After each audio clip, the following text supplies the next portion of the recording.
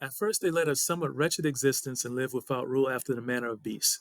But in the first year after the flood appeared an animal endowed with human reason, named Oannes, who rose from out of the Erythraean Sea, at the point where it borders Babylonia. He had the whole body of a fish, but above the fish's head he had another head, which was that of a man, and human feet emerged from beneath the fish's tail. He had a human voice, and an image of him is preserved unto this day.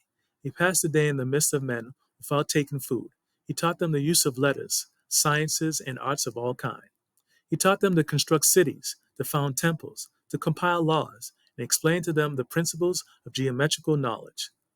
He made them distinguish the seeds of the earth, and showed them how to collect the fruits. In short, he instructed them in everything which could tend to soften human manners and humanize their laws. From that time, nothing material has been added by way of improvement to his instructions. And when the sun set, this being Oannes retired again into the sea, for he was amphibious. Who is this divine being, Oannes, who taught man? He is called the fish god. There are those who believe he is Ea, or Enki, who are the Anunnaki. Fortunately, our ancient Sumerian, Babylonian, and Mesopotamian ancestors were able to avoid the censors and reveal who he truly was. And all it will take is some ancient carvings on stone. If you think we have censorship today, imagine back in those days. Take the Dark Ages. The reason it is called the Dark Ages is not because of the decline in culture, in science, or the plague, but because history went dark. Records were erased. You have some of the most beautiful and complex structures in history during this period. Breathtaking stained glass windows that can't be duplicated, buildings with spirals, arches, and amazing sculptures. Censorship has been going on throughout history. The burning down of the library in Alexandria is an example. A lot of important documents that would have told us about our past and who were in control of humanity. There are also the stories of conquistadors and missionaries burning and destroying sacred art of the indigenous South American people. Our ancestors had to be creative to tell their stories through carvings and paintings. Oannes is not a fish god. He is not half man and half fish. The fish covering is symbolism. The fish covering on man is to tell us that the being has the ability to go through water like a fish. It also is meant to tell us that this being is also humanoid, but also has scales, which is very clever. They killed two birds with one stone. This is also not the first time a being with scales was associated with wisdom. The story of the serpent tempting Eve after God forbid Adam and Eve from eating from the tree of knowledge of good and evil. This is a constant theme throughout many human cultures. The being also has a long beard, which means that he is very wise, but also can live for a very long time.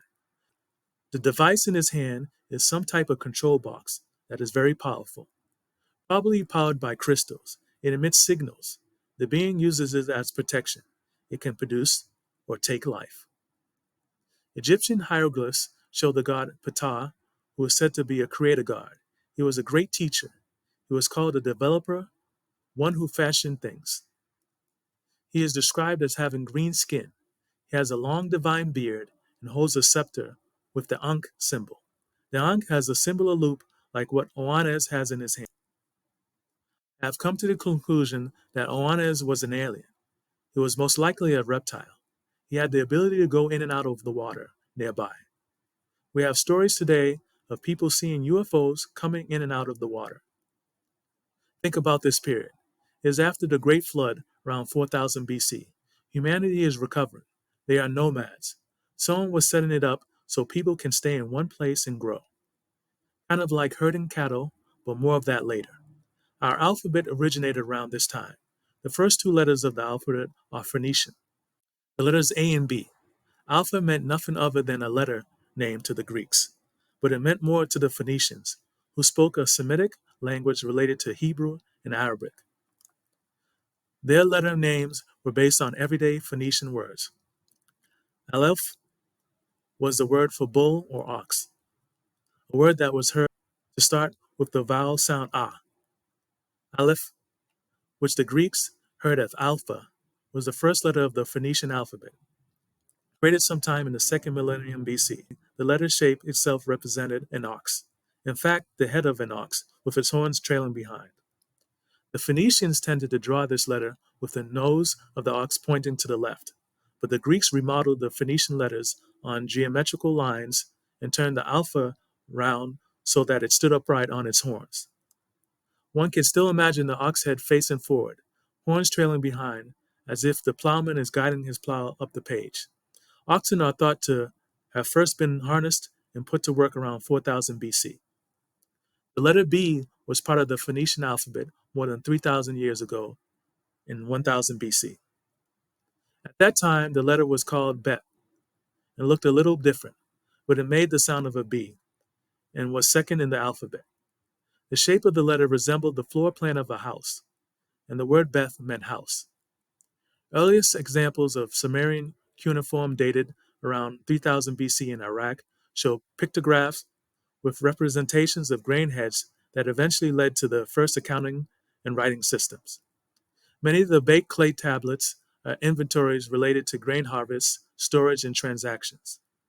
We have all the ingredients for a society to create trade and commerce.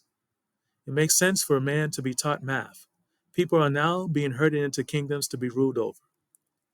They're put to work, taxed, which also leads to armies and wars, which leads to slaves, and now people are tied to the land.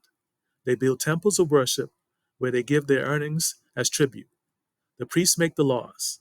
People lost their freedom. Put it all together, and Oannes has all the signatures of a UFO encounter that goes back thousands of years. It also helped civilize mankind during that period. What else did they do to mankind? Are they still around? Maybe they never left. Someone is herding the cattle. An example is humanity's push of AI. How does it benefit humanity other than losing the ability to think for oneself? The ability to think is what separates man from animals. Solely that's been taken away.